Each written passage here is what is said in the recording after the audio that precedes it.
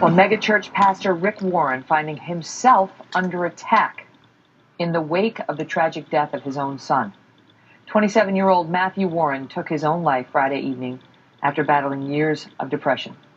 In a written statement, Pastor Warren said of his son, quote, "In spite of America's best doctors, meds, counselors, and prayers for the healing, the torture of mental illness never subsided.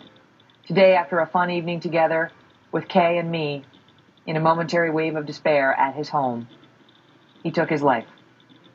And yet at this tragic time, the pastor has been scorned and attacked for his faith and his beliefs. I mean, the vitriol online that's being directed at Pastor Warren right now is nothing short of shocking. It's disgusting. And it's hard to understand.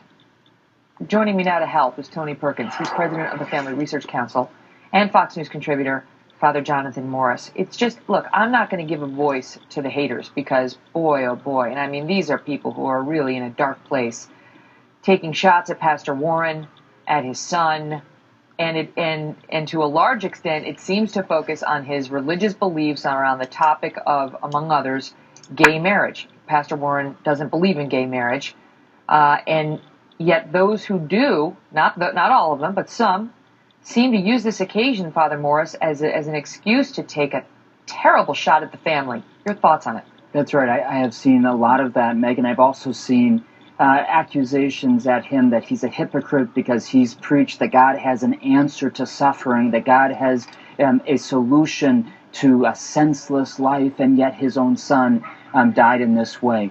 Those are ridiculous, nasty, tasteless, and very sad responses. Pastor Warren has been a great man for our country. He's offered a faith-filled, but also a rational and love-filled voice of moral reasoning. And I've seen that even the way he relates to someone like me who differs on some theological issues. He's been a friend to me. He wrote a foreword to my last book. He's invited me to his church, something that a lot of even evangelical pastors would not do. It's because you would say, oh, he's different than me. He has been a loving, rational, faith-filled voice, and he's going to be able to deal with this great suffering, perhaps the greatest suffering any person can endure, the death of a child. Yeah.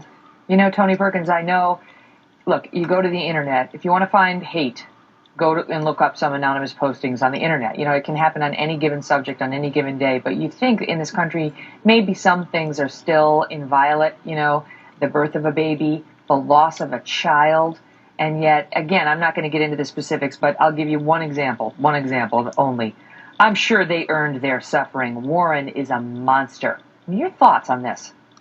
Well, Megyn, I was out actually camping with my family this weekend. I got an email from someone close to Rick Saturday morning telling me about it. And our family's been praying for them over the weekend. I can only begin to imagine, as a father of 5 children, really the pain and the suffering and the grieving. But you made a point. There was a time in this country when, as a country, even though we differed on ideologically, politically, we would take a break when someone suffered such a great tragedy.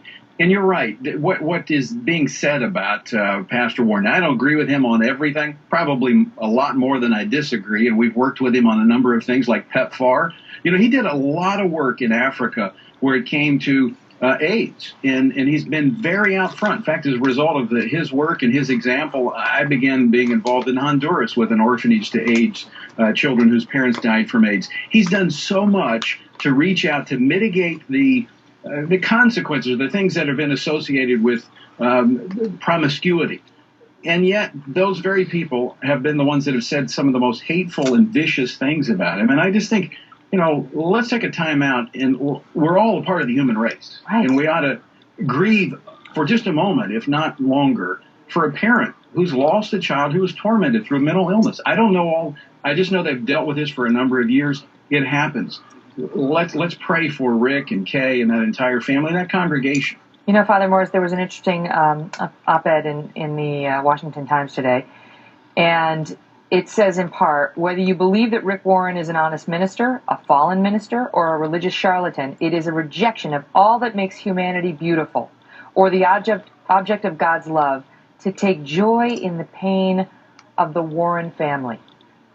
Well, that's so true. And let me say, even the suggestion that he's a charlatan or that he's a fake, it doesn't match up with the facts. First of all, this is a man who doesn't take any salary from his church, who has taken has made a vow to take 90% of any earnings from his own books and to give them to his foundation for the poor. And so the effects of anonymous postings on the internet going after him, taking advantage of him in this weak time, is despicable. You know, there is a good solution, I think, given the fact that we're living in this world of new media, Megyn, and that is we have an opportunity to put all of those negative comments into context by sharing our love for him, by sharing our love for Matthew, by sharing our love for all of the families out there who suffer the terrible, terrible suffering of mental illness. We can go on and make posts. We can go on and share our love for humanity and for the Warren family in particular in this moment. That's the good news of these tough times. Tony, what do you make of it? Because obviously a lot of people think that Pastor Warren is on the wrong side of the gay marriage issue. You can relate to him in this way because, being on the wrong side, I'm not passing a judgment on that, but you also oppose gay marriage and have been the subject of attacks. And it seems like some, not all, but some of those who want tolerance and acceptance in their effort to get it are very willing to pass judgment, alienate, attack, and go about it in a way that may be undermining the very thing they seek.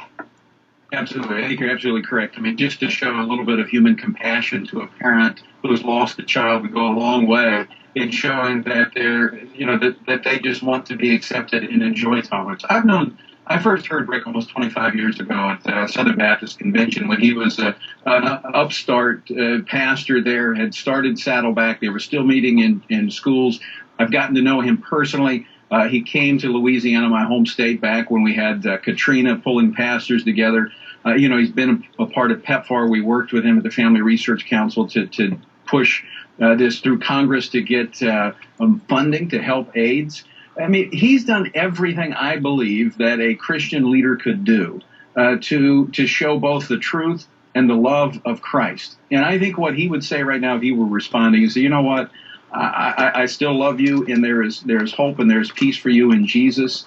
And I do hope at some point we can sit down and talk. I think that's what he would say. Yeah. But I know they're grieving, and I would just encourage folks to pray for them. Sometimes, Megyn, even as a follower of Jesus Christ, there are some things we just cannot explain. And I think this is one of those cases. Absolutely. And he makes a profound point about mental illness and the toll it can take on individuals in this country.